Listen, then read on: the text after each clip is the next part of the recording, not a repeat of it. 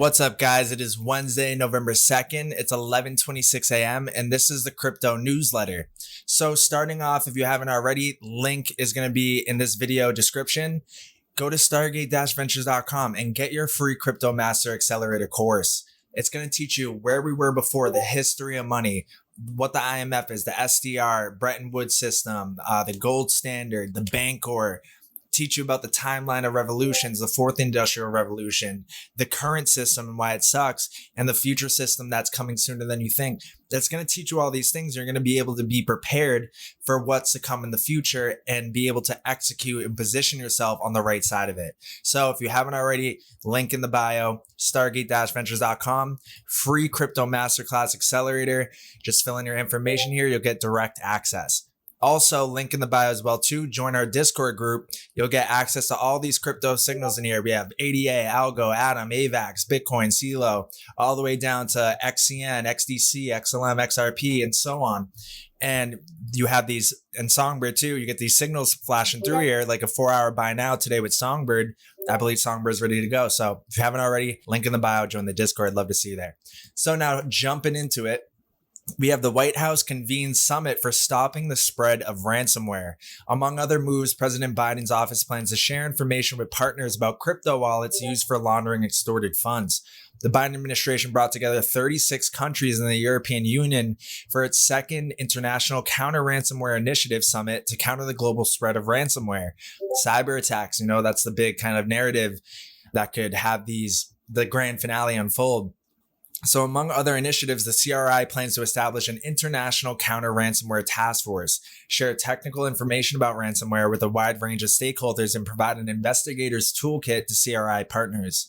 Significantly, the CRI also has committed to take joint steps to stop ransomware actors from being able to use the cryptocurrency ecosystem to garner payment.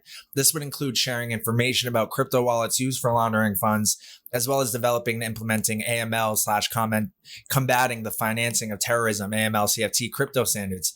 Among those standards would be know your customer rules to reduce the misuse by cyber criminals. So standard stuff when it comes to the traditional banking system, traditional financial institutions, AML, KYC, it's just a standard. On Tuesday, the FinCEN also published a report on ransomware payments, finding they grew over the past year without detailing what portion of that growth was in crypto. And now we have next how crypto solutions are driving real business value from Ripple as of yesterday. While crypto has become much more than just a buzzword, many finance leaders still don't fully understand the technology and the business advantages it provides. Instead, there are a lot of interpretations and opinions circulating around the meaning and use of crypto, what to do with it, how to regulate it, and its potential to transform the world as we know it. Regardless of what you might have heard through the grapevine, there are real crypto solutions that are already making a significant impact on business across industries and around the globe. And it's important to be able to sift through the noise to determine how crypto solutions can deliver real value to your organization. As crypto continues to gain momentum by delivering on the promise of better business, Ripple is launching a global crypto means business campaign to spread awareness about how crypto solutions can be used by finance professionals to drive a more efficient, transparent, and dynamic financial system that better serves their business. We cover a number of tangible, real-life use cases that are already in production today, from streamlining cross-border payments, improving treasury management, to making assets more agile, offering new financial services, and increasing customer engagement. What can crypto do for your business, right? When it comes to crypto, understand broadly as cryptocurrencies, but also stablecoins, central bank digital currencies, NFTs, and more. The opportunities are endless, and they really are. For example, for finance professionals who are dissatisfied with slow and inefficient payments, crypto can enable secure lightning-fast rails for payroll processing, micropayments, Coil is working on that, cross-border payments, treasury management, and beyond. In other words, a whole new world of payments opens up, one that is rid of pre-funding correspondent banking. If you haven't seen the video from yesterday, do that, because IMF released a whole report basically talking about reshaping cross-border payments and how eliminating the correspondent banking arrangements. So, and then I had said that Ripple's been for years now ridding the correspondent banking kind of status quo. That's the current system, how it goes about cross-border payments. And so they're ridding of pre-funding, high transaction fees, slow settlement times, and opaque capital flows. Many of the benefits of better payments contribute to customer satisfaction, and at the heart of every business is its customers. Crypto can be used for payments in a way that is invisible to the individual, as when, for example, it acts as a bridge currency for cross-border payments between two fiat currencies. And this is huge what they said here, because like at the end of the day, like Ripple's software, they provide enterprise blockchain solutions to banks, financial institutions, etc., central banks. And on the back end, they have their product, which is on-demand liquidity, RippleNet, which will do this cross-currency conversion, that neutral bridge asset, that neutral bridge currency for cross-border payments between two fiat currencies, Mexican peso to the US dollar. All you're going to know is, and all the average person is going to know is, wow, like my money moves so much faster now. The fees are so much cheaper. It settles immediately. They're not going to know maybe how that's happening, but quite frankly, the majority of people might not care. They're receiving the benefit of this technology, and they're not looking into what's going on behind the scenes, what's going on the back end. And what's going on the back end is this whole new system being implemented as we speak. For years now, it's been happening. So it acts as a bridge currency for cross-border payments between two fiat currencies, but it can also be more front and center. And research on small to medium sized business payments show that customers are not only becoming more interested in interacting with cryptocurrencies directly, but in fact are starting to prefer using cryptocurrencies over traditional fiat in certain instances. That's why building and increasing customer engagement with crypto payments is one key use case for a business looking to strengthen brand loyalty, improve customer retention, and stay on the cutting edge. While managing crypto for payments or other use cases require new technologies and skills, organizations can quickly and easily buy, sell, hold crypto with plug-and-play solutions like Ripple's Liquidity Hub, allowing them to streamline services, attract new customers, and build new revenue streams. Lastly, let's talk about tokenization, the process of creating a digital version of an asset held on a blockchain. By tokenizing assets on a blockchain, everything from currencies, collectibles, intellectual property, access rights are made more agile and readily available. For businesses, on-chain tokens can represent any type of asset such as gold, stocks, bonds, real estate, and more. All the money. And providing greater transparency of ownership and movement of that asset. And because of the inherently decentralized nature of blockchain, markets for trading, staking, and more are available 24/7, 365, which is a blessing and a curse. Sometimes I do wish the crypto market closed on the weekends or at like 5 o'clock in the weekdays. It's a lot sometimes, but you know, we have this world that's 24/7, 365, instantaneous for everything else. It only makes sense for all traditional markets to be the same, because like, you know, the stock market closed say at like 5 o'clock in the United States, that doesn't mean that the rest of the world, like they're just waking up. Their stock markets are opening. So you can't close the crypto market because crypto's global. It's got to be open 24/7, 365. Take non-fungible tokens as one example. Minting NFTs to represent carbon credits on a blockchain. We know Zange, Xange, or Xange, I don't know how to pronounce it, but they are doing that. They're taking a carbon credit. It's like XRPs. It's a carbon credit solution on the XRP ledger in partnership with the United Nations. Huge. Is one way companies are using tokenization, which provides a real-world solution to achieve sustainability goals and accelerate progress towards combating climate change. We're going to talk about this throughout this video. Another way brands are using tokenization is to deepen customer engagement through unique NFT offerings that give the buyer exclusive access to products or experiences. We're going into a whole different world, a new world, and there's going to be so much opportunity for people. It's really going to be the opportunity of a lifetime. And it's going to be great for just individuals and creators to be able to monetize and come up with new kind of strategies or experience product services to give directly peer-to-peer and cutting out any of these like middlemen, right? How Ripple can help. For more than a decade, we already know how Ripple can help. So we're going to keep going, because what they talked about with climate change here is huge, because there's a whole climate change narrative, green finance, sustainable finance. We'll get into that next upcoming here. Citi says Ethereum may be moving towards a deflationary future. The cryptocurrency's volatility dropped to historic lows following the success of the merge upgrade, the bank said. The most significant impact of Ethereum's blockchain transition to proof of stake, a process known as the merge, was the change in net issuance of Ether. which fell close to zero, Citi said in a research report on Monday. Before the merge, issuance was stable at 2 Ethereum a block, resulting in an annual inflation of a supply of around 4.2%. Following the merge, proof of work issuance stopped, leaving only staking yield issuance, which is partly offset by burning or removing from circulation the fees. So they moved from proof of work to proof of stake, a more energy efficient consensus mechanism. And now the amount of Ethereum that's being kind of issued onto the market is slowly getting to zero and could become negative. So that will just contribute to the price just skyrocketing. So the bank says this indicates a high amount of leverage in the derivative markets, which may be the tail wagging the spot price dog. Ether 30-day historical volatility reached record lows following the success of the merge upgrade, but is rising following the cryptocurrency's breakout from its recent trading range. Open interest reflects the total number of derivatives contract held. Okay, so let's keep going.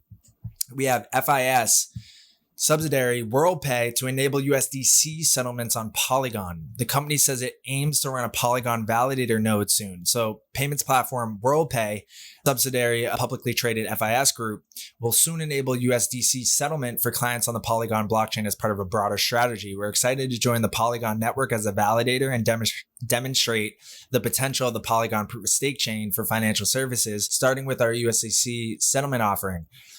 By enabling USDC settlements, WorldPay from FIS is expanding Web3 settlement capabilities to a hungry market of clients across the globe.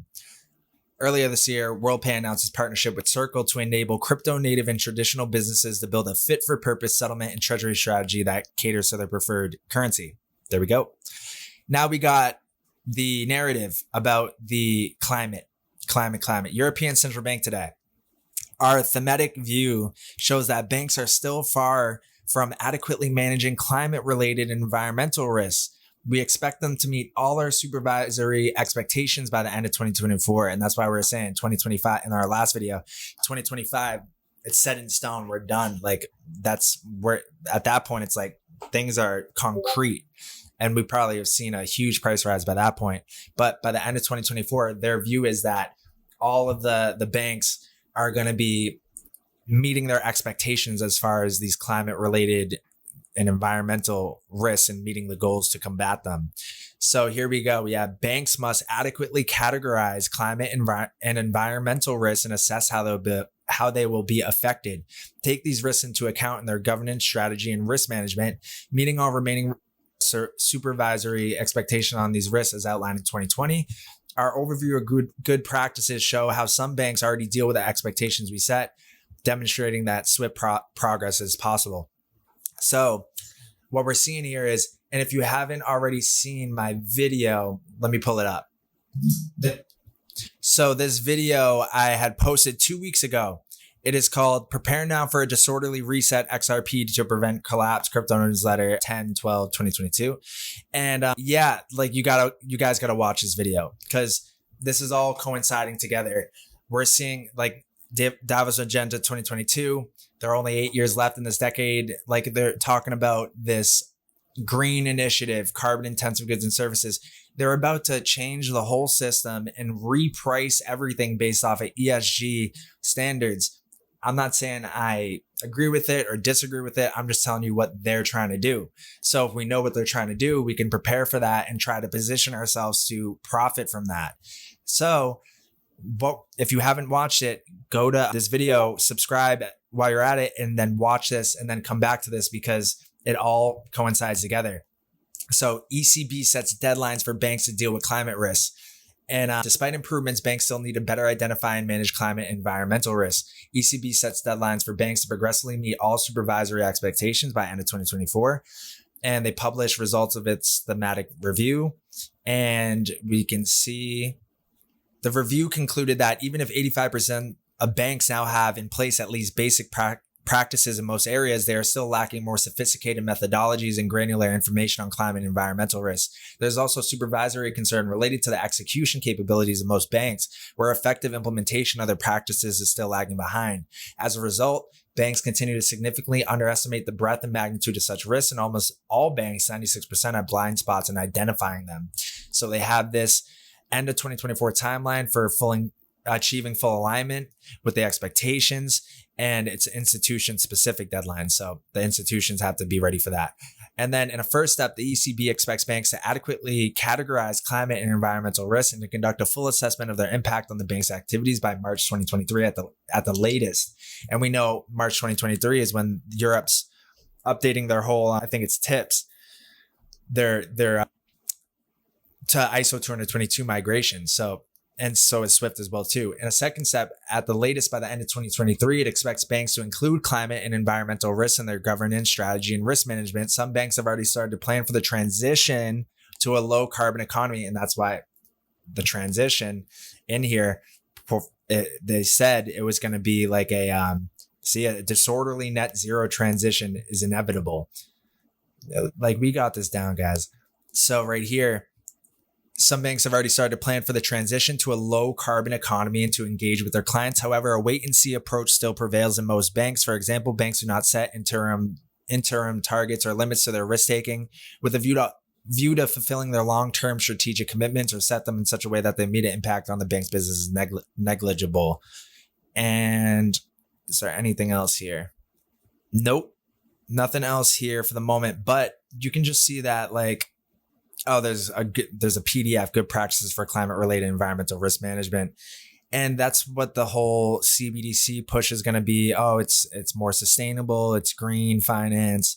And we're going to head into a new system, and you can see how they're setting the narrative.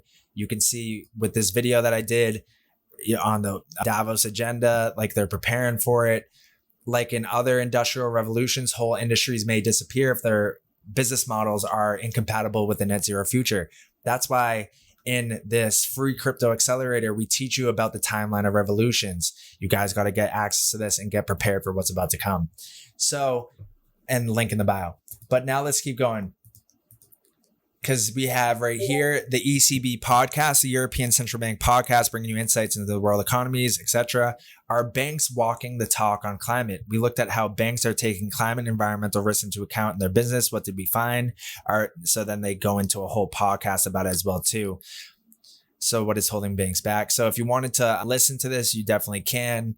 I think it's on, if you go to Twitter, you go to the ECB's Twitter account, they shared the podcast here. So now let's keep going. So next up, we shared this in the video from yesterday. Singapore starts 2 new token pilots with Standard Chartered, Ripple partner, and they run an XRP validator node. HSBC, Chris Larsen, who's like the president, chairman of Ripple. I don't know if he is anymore, but he's on their high level technology advisory board of directors for HSBC. So Ripple connection there, and others. The 2 new pilots will focus on using DeFi and trade finance and wealth management. The Monetary Authority of Singapore said it has started 2 new pilot projects to explore the use of tokens in trade finance and wealth management.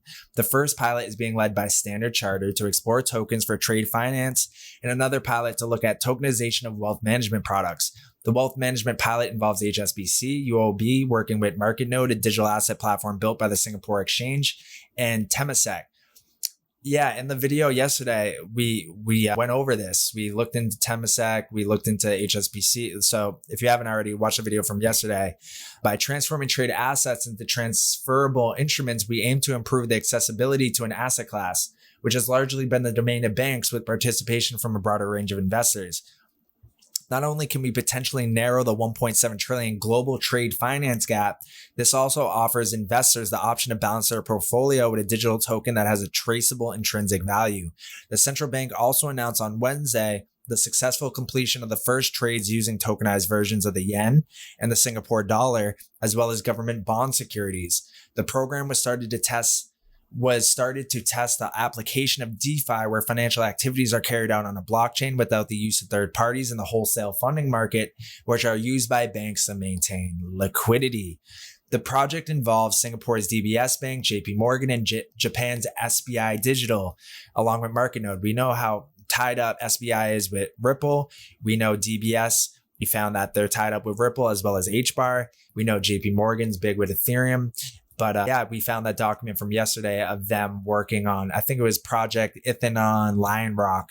And I believe that's what it was. So Han Queen John, Group Head of Strategy and Planning at DBS, told CoinDesk in an interview how the major banks can use DeFi to carry out traditional financial activities. We wanted to show it was possible to tokenize government securities and cash within a DeFi liquidity pool. Come on. Ripple's liquidity hub. Then using an automated market maker and solving for that with price oracles and market data streaming services for Bloomberg or Refinitiv. We wanted to create an institutional grade DeFi venue which regulators would be comfortable with. There we go. Now we have here CBDC. I think this is an old article, but they might have shared it recently, but we're going to skip that. It's an old article. We're going to stick to the theme of this video. So I found this interesting. November 4th. So let's go to this. So 5 years ago, I'm going to do a whole video on Bearable Guy because I did the conspiracy video on Kendra Hill, Tony Valentino, but we got to cover Bearable Guy. I mean, like he's the OG. And I feel like if you are new to XRP, or if you weren't around during 5 years ago, it's definitely a story you guys got to hear and be caught up with because it's very interesting. So I'll do a whole Bearable Guy conspiracy video later on. But he posted, did you remember in December about November? Remember the 4th of November. Starting on November 4th, the price of XRP starts to mysteriously collapse. It was time to start accumulating. The big dogs were dumping XRP to drive the price down and then coming back in to take their chunks of XRP and to get ready for the phase. Interesting. So as it's November 2nd, if XRP's price starts to mysteriously collapse on November 4th, we know that we need to accumulate and buy that and don't hesitate because the big dogs are coming back. They're dumping it to push the price down, scare people out. And then they're going to come back in with force and drive it back up and getting ready for the next phase. So I found that interesting. Now let's go to the next thing. So this is Coil. It's like micro payments. It's like backed by Ripple. They use Interledger. And what if you could send money to anyone in the world and they'd receive it quickly, inexpensively, and easily in their native currency? Interledger will solve this. But what is Interledger? Interledger is game changer. So we got to cover this. Easily send money on the internet. With the Interledger protocol, a user can send X currency and the recipient will automatically receive Y currency, whatever preferred currency of choice. The assets are exchanged in the flow of the transfer without either party needing to think about how this happens. It's autonomous. How Interledger works. The sender sends USD to the connector, to Ethereum, the connector to the Japanese yen, the receiver, sender, euro connector. So the Interledger network comprises computers called nodes. These nodes might assume one or more of three roles. The sender initiates a private value packet transfer, aka they send money. The sender sends the money. The router, also called the connector, applies a currency exchange mechanism so the receiver can get the money in the preferred network and currency, and then forwards that packet of value, so whatever that may be, Ethereum, Bitcoin, USD, Japanese yen, and then forwards the packet of value that the sender initiated to the receiver or the other connector if it cannot directly reach that receiver. The receiver gets the value packet in their network and currency of choice. So if I can maybe set a default that my currency of choice is XRP, but maybe somebody else's is XLM, I can just send that person XRP and in their account, they'll get the equivalent of it in XLM, all without needing to know how this works. And this is the inner guts of it, but it's simple as that. The receiver gets the value packet in the network and currency of choice. And why Interledger matters: in a fully Interledger enabled world, you could send Ethereum, Solana, USD, a euro, or any other currency to anyone, anywhere in the world, and they'd receive it quickly, inexpensively, and in the currency they find most useful. So not only is Interledger interoperable, but it has the potential to increase financial access and inclusion on a global scale. Guys, this is one of the biggest, it is by far the biggest thing to happen in a very long time. This paragraph right here is game changer. There's nothing like it today. And once this gets implemented, we're going to have a whole new world. This is going to unlock so much value and money that it's going to be crazy. And we know about it. And we know XRP is perfectly positioned to be that bridge mechanism for all of these other currencies, commodities, stocks, government securities, etc. It's truly a game changer. Now let's keep going. We have from Electronium, international transfers are estimated to be in the excess of 250 trillion by 2027. Blockchain technology can help to speed up and reduce the cost of transfers. Electronium, for example, can move across the globe within minutes and cost the equivalent of less than a cent.